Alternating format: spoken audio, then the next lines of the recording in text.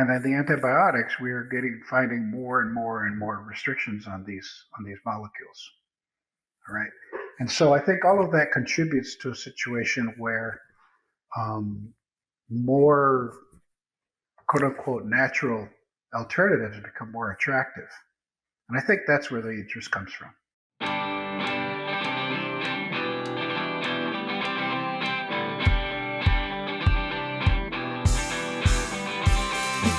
Welcome, everybody, to the Feed Science podcast brought to you by Wise Genetics. I am Carlos Campabadal from the IGP Institute of Kansas State University, dedicated to bring you the latest insights and discussions in this feed science industry and feed manufacturing and animal nutrition industry too. Please get ready to expand your knowledge and stay ahead with today's episode. So today it is a great pleasure to me to introduce you to Dr. Bob Sainz, who is Emeritus Professor at UC Davis. And with that, Bob, please thank you very much again for joining us. It's an honor for me to have you here today at Wise Genetics podcast and the Feed Science podcast. So welcome. And if you could please just to start off and kind of break the ice a little bit, tell us a little bit about yourself. Well, thanks for having me, Carlos, and hello to everybody that's watching. It's the first time I've done a podcast, so I'm not sure how this will go. Hopefully it'll go well.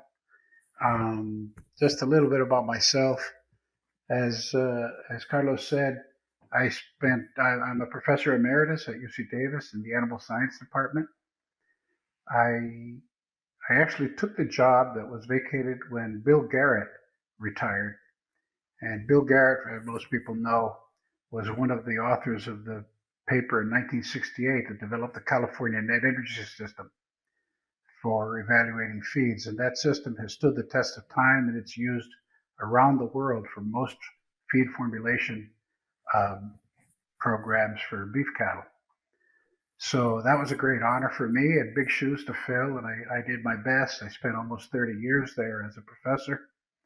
And then in 2018, I retired. But I don't know about this retirement thing. My wife says that I'm terrible at it. So I've never actually stopped working, never stopped doing research that gets in your blood, and it doesn't stop. And in 2022, I accepted a position as a visiting professor at the Federal University of Goiás in Brazil. I actually grew up in Brazil, which, I'm part of the Cuban diaspora. I was originally from Cuba. My parents left during the revolution. I grew up in Brazil and then came to the U.S. as a teenager.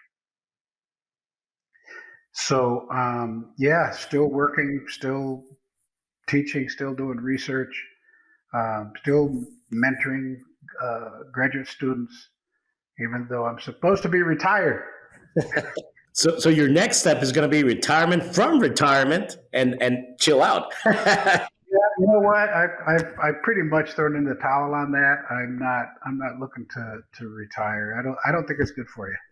I would agree with that. It's still for me some years ahead to go into that aspect. But what I've seen on colleagues here, especially and what I have observed from like I said, from colleagues here in university and other in the industry, is that it's very hard to let go, and especially if you have an interest to continue to innovate and do research and contribute to the scientific world. That's how I see it. And to be honest, I appreciate people like that, because like you, because it brings a lot of experience to keeping that, and for us coming in the next generation, we need that still. So it is very important to that. So, well, thank you for that for that introduction. I didn't know that you said you had deep roots in Brazil and that you grew up there, and then you came to the United States, and a little bit in a way that I did too. I'm originally from Costa Rica and grew up there and moved here for grad school, and ended up getting a job after that, and here we are doing this. So. And I understand also from the podcast perspective, it's always a little bit different style, but it's the idea is to always bring information to the people and be very informal interesting on that sense. So appreciated that. So first of all, for our audience that are hearing us and seeing us today, we always like to say, please like our podcast, and feel free to please also give us a thumb up there if you're enjoying, and if you have any questions, please put it there in the comment section too. So with that, Bob, first of all, we know that you have an extensive and very rich background overall on the beef cattle industry, and on the research side of things, and both domestic United States and international. But we want to make this also in a way very personal, and at the same time also scientific and technical, so we could bring a lot of good information for our audience. Uh, you know, can you tell us a little bit from your perspective and your experience why there's so much interest right now in all biological feed additives for cattle? So I know, kind of like rushing that topic there on the technical side, but I think it's important to take your knowledge into it and maybe share that with our audience. Well, I think several things have come into play, right? Um, the first feed additive that I'm aware of that really undertook widespread use was diethylstilbestrol in the 1950s, and that was an estrogen-like compound that was a growth promoter and was widely used, and then that sort of evolved into the growth promoting implants that we continue to use to this day, and other, synthetic feed additives have come along. The beta agonists come to mind, and of course, all the antibiotics that we feed to different classes of livestock. Now, by and large, all of these have been found pretty safe. Okay, or they wouldn't have made it into past regulations. But we live in a world where perception is sometimes even more important than reality, and we also live in a world where I think the population has become increasingly anti-scientific. I think the internet and social media has really transformed our society and given everybody a platform to express whatever opinion they have, whatever theory, no matter how unfounded or crackpot it may be. And what that does is it's removed the gatekeepers from information flow to the populace, right? And so it doesn't matter if there's 100 scientists presenting data and solid scientific arguments in favor or against a particular proposition. If there's millions of people out there who are expressing their opinions that, I mean, the earth is flat, or birds aren't real, or these hormones are turning, frogs gay. Yeah. All of, all of these things are out there, and it's very, very hard to combat that because of the societal changes that have happened with the internet and with social media. Okay, and so as food producers, and I work with cattle producers, livestock producers, farmers all around the world, and without exception, they are focused on producing high quality, wholesome, safe food for people to eat. They really see this as a mission, as a noble goal in life. Exactly.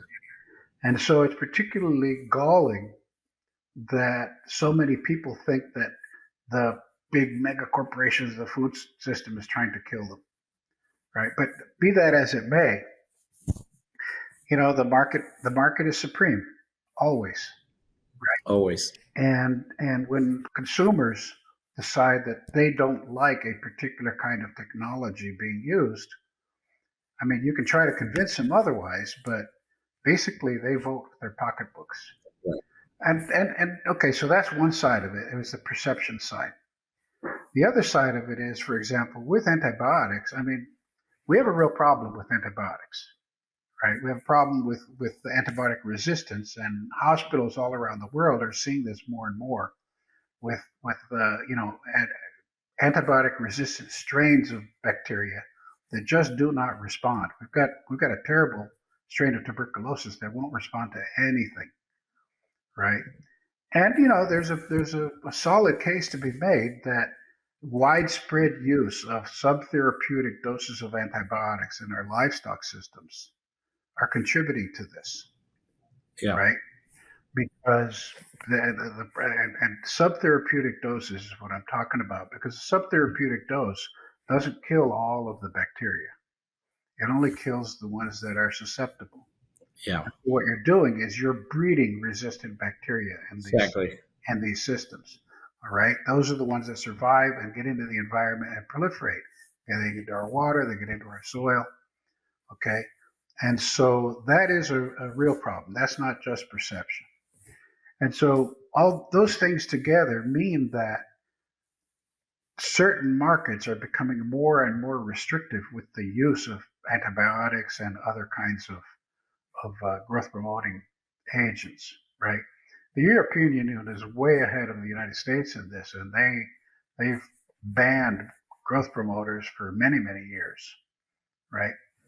Um, and then the antibiotics, we are finding more and more restrictions on these molecules, all right? And so I think all of that contributes to a situation where um, more quote unquote natural alternatives become more attractive. And I think that's where the interest comes from. I'm sorry, that was a long-winded answer, but it's a nuanced situation. No, I have to say I agree. I'm not in the animal nutrition.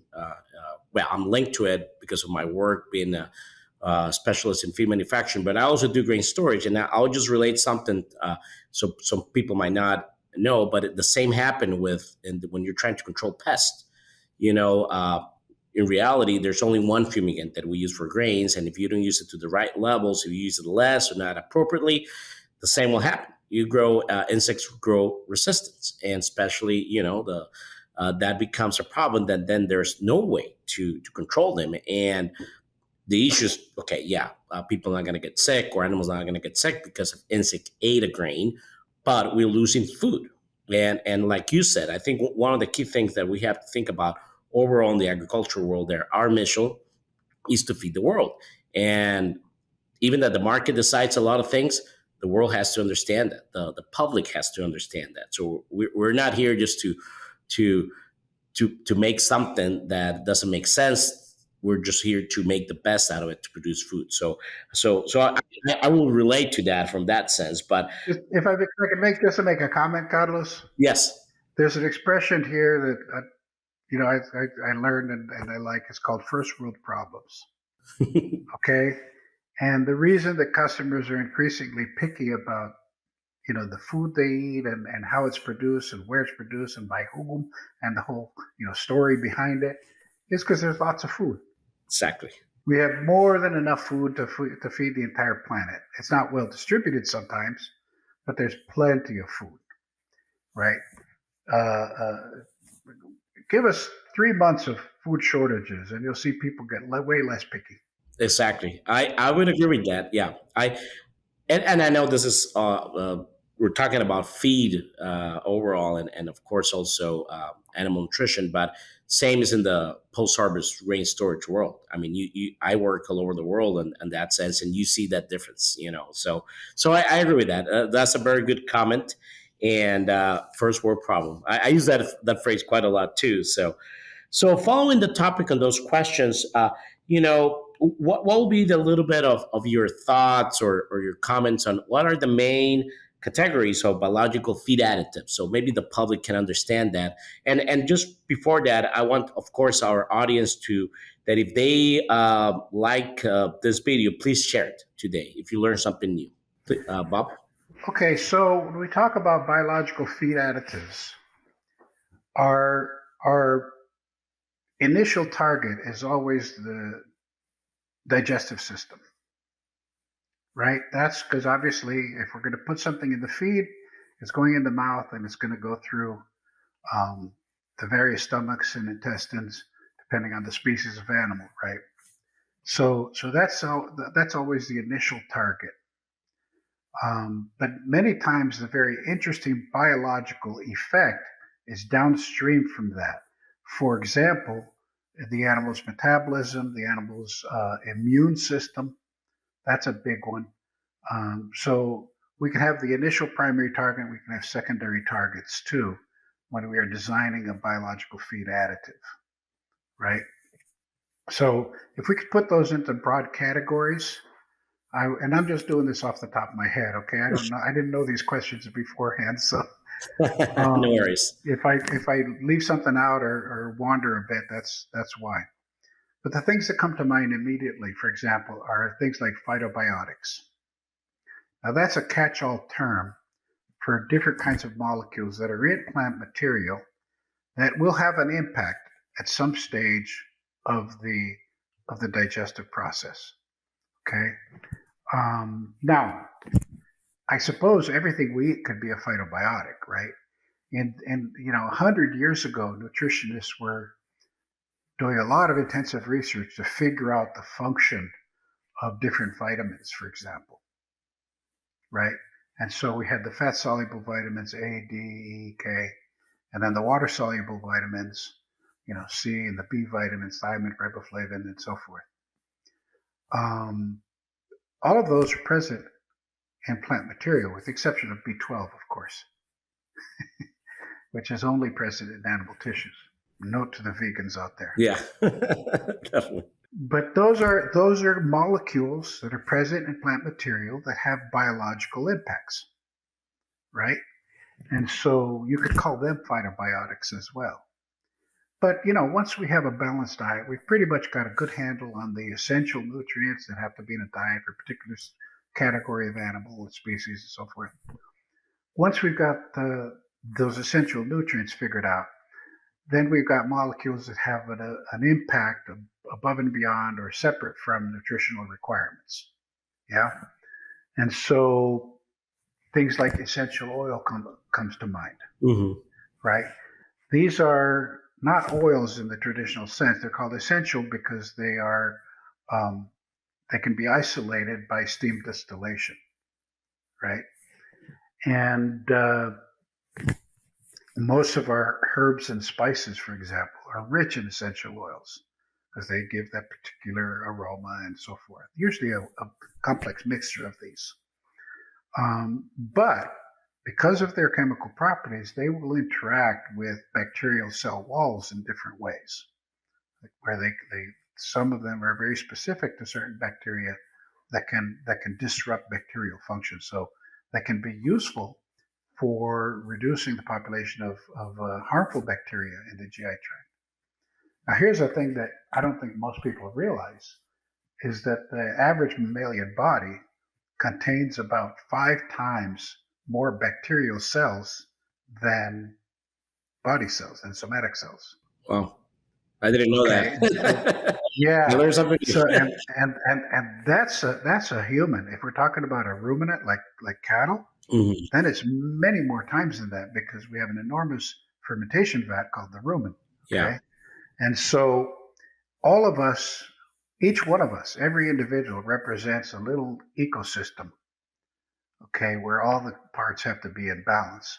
And so we have commensal bacteria and fungi and other microorganisms that that have specific functions within our body. Okay. Now for ruminants, that's even more important because the rumen microbes actually conduct the first stage of digestion before it gets to the animal's true stomach. Okay. But for us, our fermentation processes happen in the hindgut, in the large intestine. Okay, and so that's a very, very important thing for health. But there's microbial populations everywhere on our skin, in our mucosa, the mouth, okay, the genitalia. Um, any woman out there that's had a yeast infection knows what happens when the microbial ecosystem goes haywire, okay, in their reproductive tract. Okay. Um, so there's a healthy population, and then there's a population that gets out of whack and is unhealthy. And so it's important for us to maintain a good balance. That brings me to the second category. And I'm lecturing here. You can stop me anytime you want. Oh no, this is great. I'm learning a lot, and I'm pretty sure the audience also appreciates this. All So, right. please, You can just keep me on track if I go too off track here, off the reservation. no worries. Okay, that's the second category that we might look at are probiotics, and probiotics um, are microbes, usually bacteria, sometimes yeast, that we would add to the feed, and the purpose of that is to achieve a better balance within our commensal microbial populations, right? And so, for example, for pigs and poultry, and to some extent bovines, things like the lactic acid producing bacteria, lactobacillus, Hmm. bifidobacterium. These are there are beneficial microbes in our GI tract. Okay, and so sometimes we can get a benefit by feeding those and helping them to establish their populations in that ecosystem, which is in our gut. Okay, and that will have several benefits. For one thing, they have several mechanisms to get rid of pathogenic bacteria. They can produce molecules called bacteriocins, Hmm. which are like antibiotics. Okay, let's not forget antibiotics are a microbial product. Exactly. Yeah. Penicillin was derived from the penicillium organism. Okay, so we can feed these and alter the balance, and so that's good in its own right. But the other thing to remember is that the animal's health and our health, every animal's health, depends on a well functioning immune system. Okay. Well, it turns out the immune system is widely distributed. It's not a single organ that regulates immunity, it's widely distributed along the body.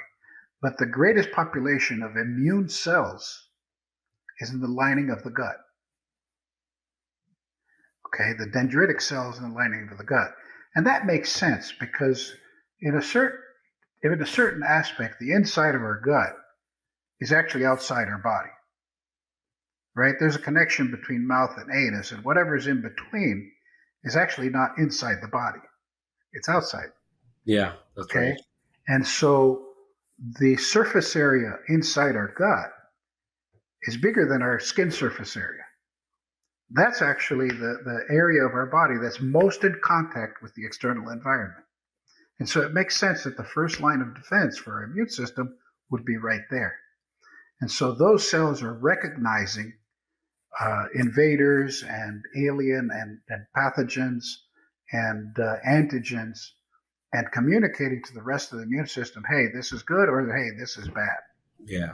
All right. Well, it turns out, I have an enormous respect for old wives. You've heard the expression old wives' tales. Well, those old wives, they knew some things, right? And so what do you do when somebody's got a cold? You give them chicken soup, That's right. Yeah. Yeah. right? Well, it turns out chicken soup is really, a rich chicken soup is really high in collagen. And that those collagen fragments that have been boiled and so forth, they interact with the immune system in the gut and activate the immune response. Huh. But you know that. I'm learning something new today. Huh? Las viejas do some stuff, man. I mean, they didn't get to be old, but they, well, I'm gonna just for Carlos's sake, I'm gonna go into Spanish for just a second, okay? Yeah. Yeah. And he goes, "Más sabe el diablo por viejo que por diablo." That's true. Okay, you want to translate that?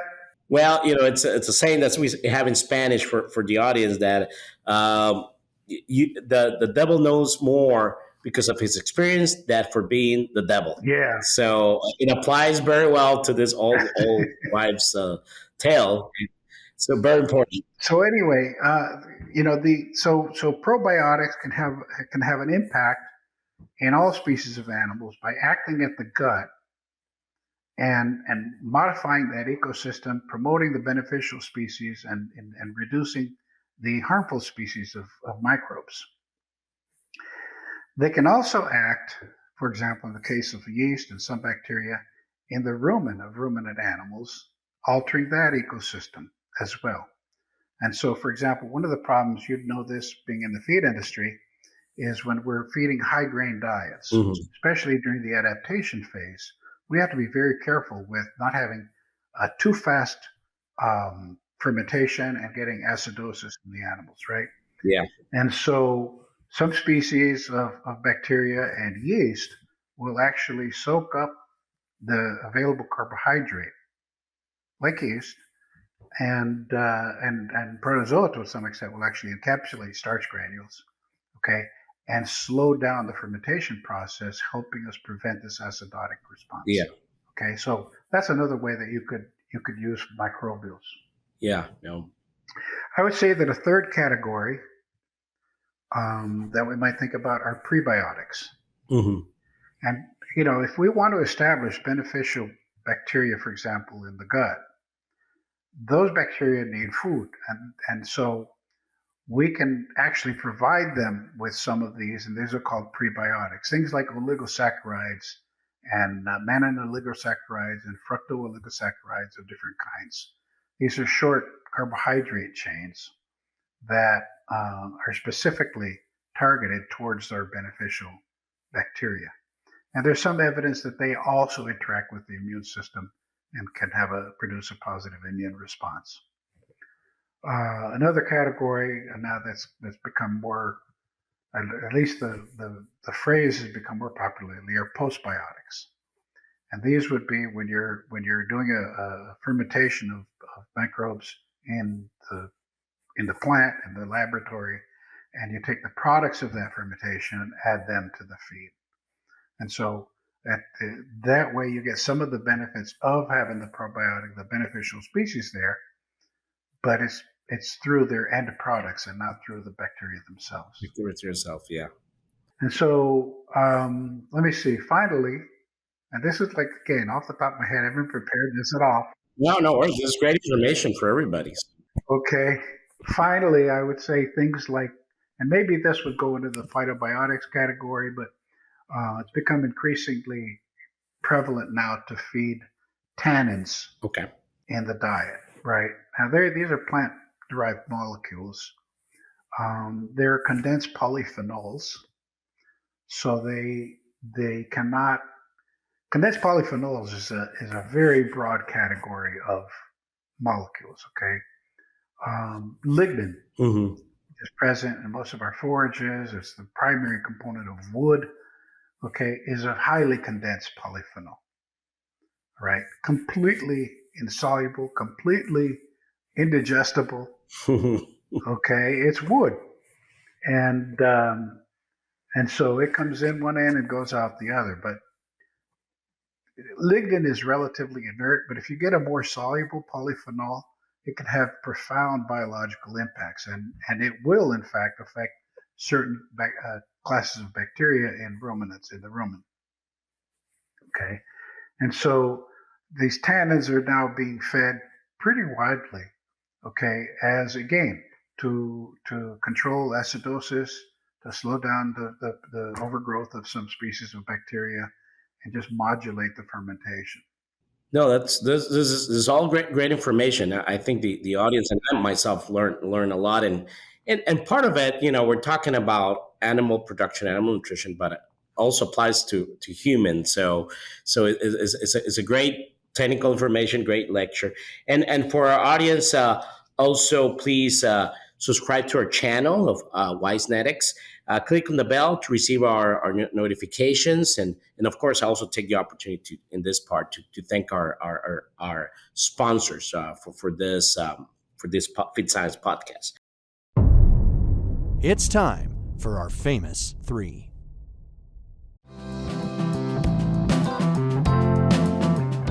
With its advanced industry-specific capabilities, Best Mix software empowers nutritionalists and formulators to optimize material allocation, manage recipes, and ensure data confidence for informed decision-making. By providing a comprehensive solution that integrates real-time data and strategic planning tools, Best Mix enables you to do the job efficiently and precisely.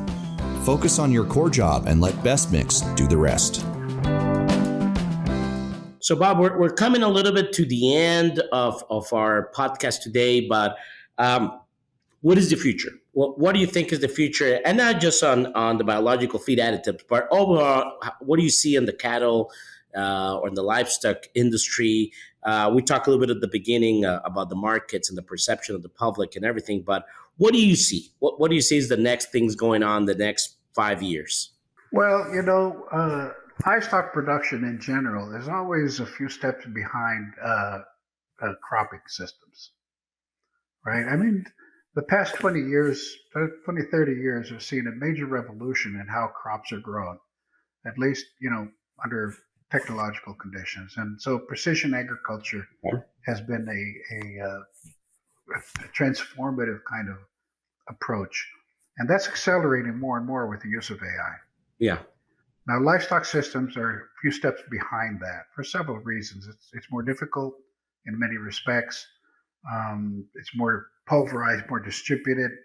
We don't have like 3 companies producing seeds for a particular product, unless you're talking about poultry and pork, and they are obviously at the forefront of this. But what I see in the future is more movement in direction of precision livestock feeding. Okay, greater use of remote sensing technology and greater use of artificial intelligence technology, so that producers can make more accurate, more precise decisions about how they're going to breed and raise and market their cattle or any livestock. No, we need to get you on a next podcast to talk about this. I think that's the future, and I would agree with that too. Well, we're doing some work in that regard as well. So. Oh, great. Yeah, no, that's the next podcast. That's why I can't retire. Yeah, that's right. That's why you cannot retire. This is too exciting. Can I make a final comment? Yes, please do so, please. We started by talking about retirement, how it didn't take. And, here's the thing. There's a Japanese word called ikigai. And ikigai, I don't speak Japanese, but the way I understand it, translates somehow into your purpose in life. Okay? And the way it's represented is that there's 4 circles that intersect with each other. And you've got one circle that is what you love, another circle that's what you're good at, another circle that's what the world needs, and another circle that says what you get paid for. In the center, all the 4 of these circles intersect. And so that's the thing where it's what you love, what you're good at, what the world needs, and what you get paid for. That's your ikigai. I was extremely fortunate. I found my ikigai very early in life. Okay. And then I've been following it ever since, and I see no reason to stop. No, thank you very much for that advice. I think we all should, and got myself thinking a lot. So for the audience, please look into that too. And I think that's a great piece of advice. I really appreciate it. So with that, Bob, thank you very much. Any other final remark or anything you want to share besides this to the professionals, everybody who's starting their or ending their career, besides all these great comments? Learn about working with data. Okay, we're more the comments I talked about in terms of precision livestock production.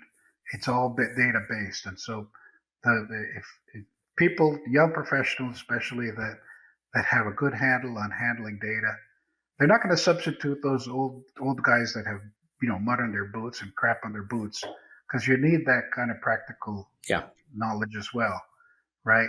But those 2 things together, practical experience and being able to handle data, that's a winning combination. That's great. Any favorite book on this topic, or just personally that you want to recommend also to the audience? Boy, that's a tough one. Nothing comes to mind right now, but if I do, I'll shoot you an email. Yeah, please do so. Well, with that, just for our audience, please visit our website, wisenetics.com, and learn more about all the other different podcast segments like we have on poultry, swine, dairy, beef, this one, feed manufacturing, and of course, pet food too. With that, this concludes another episode of the Feed Science Podcast presented by Wisenetics. Thank you for joining us today. Don't forget again to subscribe to our podcast to stay updated on future episodes. And if you enjoyed today's episode, please leave us a review. Your feedback is very valuable to us. With that, this is Carlos Campabadal, thanking everybody for joining. And again, Bob, thank you very much, and we'll see you on the next podcast. Thank you.